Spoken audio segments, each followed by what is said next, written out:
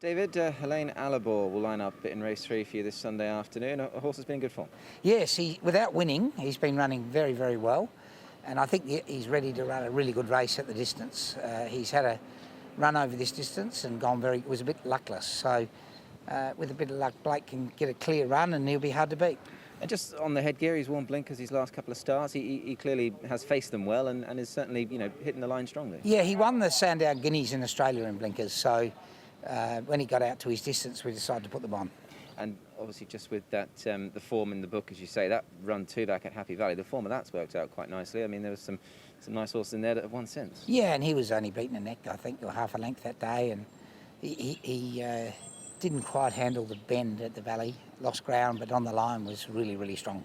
And just a couple of pounds less to carry as well, can't be a bad thing. He's gone from 126 to 124, hasn't he? Yeah, look, he's got a good weight, he's off a good mark, and we're hoping he can put his hand up and head towards the Derby.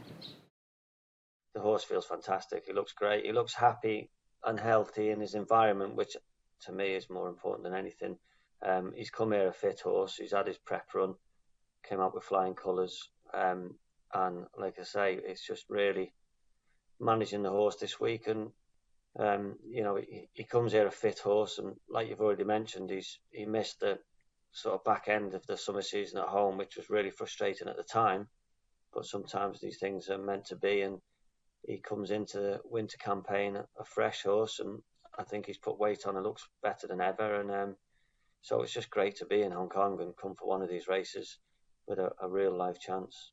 Can't underestimate anything in these Group 1 races. That you've got world class horses, so it's not a cakewalk by any means. But we are very confident because we're going in with a very good horse, and he seems to be in a great place at this moment in time. And I think he's peaking, and that's the one advantage we've got. He's coming to where he's peaking physically, and he hasn't had a hard campaign. So fingers crossed. But we've got to be very confident, but you've got to respect all as well. David, NABOO Attack, you've just drawn barrier number 6 in the HKIR sprint. A very successful barrier down through the years. You must be pleased with that. Yeah, it's a good barrier because you don't have to go too far back, and he's a swooper, and he'll probably settle midfield now. Last time he won, that was the position he settled in. So we're very happy. And certainly gives you options, obviously, from gate number 6, and his run last time in the Jockey Club sprint was a very pleasing one. Yeah, that makes it always harder when you draw the outside. So I haven't really studied what the opposition have drawn at this stage, but I won't swap my barrier for any of them. And just on his track work, David, obviously you're very happy with his preparation leading into the big day? I thought his lead-up was first class, and the start before his lead-up, he had no luck, so just ignore that run. So since he's been in Hong Kong, he's never put a bad run forward. So I don't expect him to not run a very, very good race. Fantastic season with the horse last year. I think he beat all the best horses in Hong Kong. He beat the champion sprinter of Hong Kong very convincingly on this last start. You might have, I'm sure you followed, but we had a delayed start to the season. I thought the horse ran a good race the other day. Last race, right? But yeah, it was his first race in 7 months, which is a long layoff for any thoroughbred. And we think we've got him in sharper condition for race 2. とりあえず今日は乗ってはないんですが。 He's had excellent form in Japan this year with the win and a second, and both of not just the results of the race, but the way the horse handled himself. He's been very impressed with that form and the horse in general. By all accounts, everything's going to plan, and he's very happy and looks forward to the horse being able to show his exceptional ability this weekend. Not too focused on his own position in the race, but wait and see how the race unfolds, and based on that, would just like DANON to get into his own rhythm. If the horse can get into his own rhythm, that's when he's able to show his best. He feels he's quite versatile if he can get a nice rhythm. So a specific position within the race isn't a big concern or focus at the moment. Yeah, she's wonderful filly. She's strong, and yeah, as you say, she's she's been very busy, been on the go all year, and late on as a 2-year-old as well. The race in Del Mar, she was drawn in the middle, didn't get away that quickly, and pace was steady, and it was impossible to make up ground in that very short straight there. She's been consistent all year.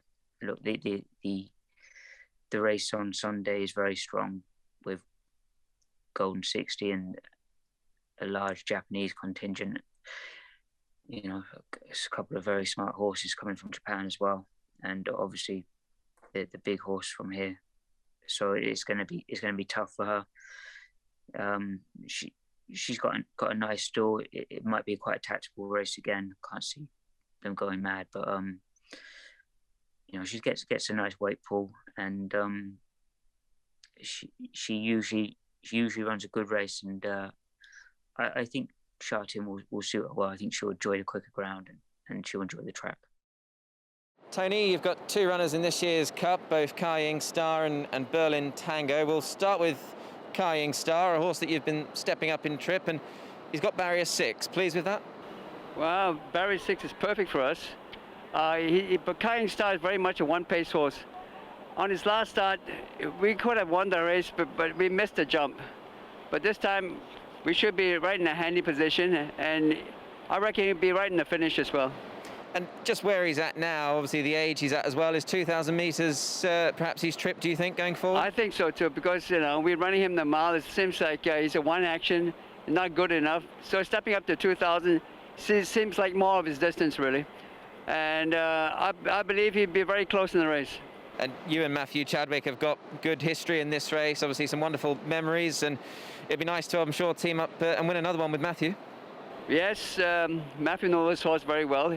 Well, last time we missed a jump, but this time Matthew knows the horse very well, so we'll be right in front in a handy position. And just on your other runner, Berlin Tango, he's still actually yet to win a race here in Hong Kong. He's drawn gate number 5. Where do you envisage he'll sit in the run? He's always been very unlucky. Well, he took a bit of time to you know, adapt to the environment in Hong Kong. I believe the 2,000 meters, which he's crying out for, he'd never run a 2,000 meter race. I believe this is his distance. I believe he'd be very close in the finish. Tony Millard, PANFIELD in the Cup coming up on Sunday. You've drawn barrier number 1. Are you happy with where you are? Yeah, you know, it just gives you so many options. I'm very happy with the draw. And on his first up run this season, obviously a huge effort over the mile. Obviously that was certainly very pleasing. Last time out, he's come out of that run well, and you've been happy with his track work and preparations leading up to the big day? Yeah, his work has been very good. We had a very nice grass workout with him last week, and he came through that well. And we've speeded him up during the week. He sprinted up this morning. I couldn't be more happy. And just given, obviously, you say you're happy with his work, and he's sprinted up very well. I mean, there was the option to go the 1.5 mile race, but you've opted to go to the 10 furlongs instead. Yes, no, I think he is the best horse in Hong Kong over 2,000 plus, and he won. But you know, to take on the European horses over that distance is another story altogether. What will he do between now and Sunday, Tony? Obviously, all the finishing touches, I'm sure, have been put to him. Will he just have an easier time leading up to the big race on Sunday? Yeah, we're just freshening him up from now. He's a lovely, quiet type of horse, and he's certainly doing very well. He's a gelding now, so he's no residual value. His value is in what he can win, and I very much look forward to taking him around the world. We flew him twice. He flew to France twice. The twice he ran in France this summer, and he doesn't mind the flying, which is a really good thing. And he's travelled well here, so it augurs well for the future.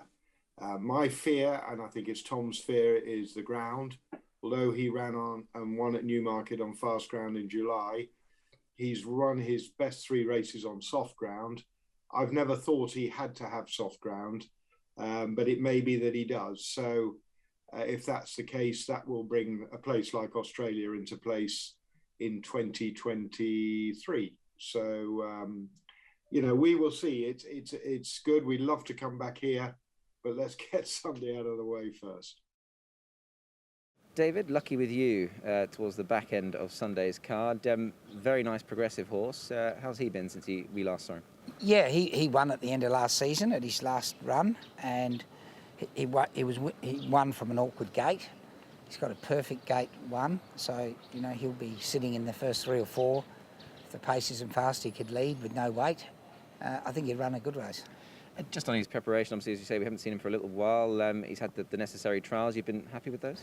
Yeah, it's been good. In November, he was down to run, and he pulled a muscle behind. He did an accident in his box, and so I just backed off him and then reset him, and luckily he's come up trumps for this meeting.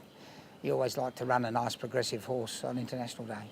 You certainly do. Obviously, Karras will take the ride for you. He's back in action as well. He's been galloping him. Has he been happy with him, the reports from your rider? Yeah, Karras rode him on Wednesday morning, and we just let him stretch his legs, and it was more to look at Karras than the horse. Well, good to have him back. Good to see this horse back, and good luck. Thank you.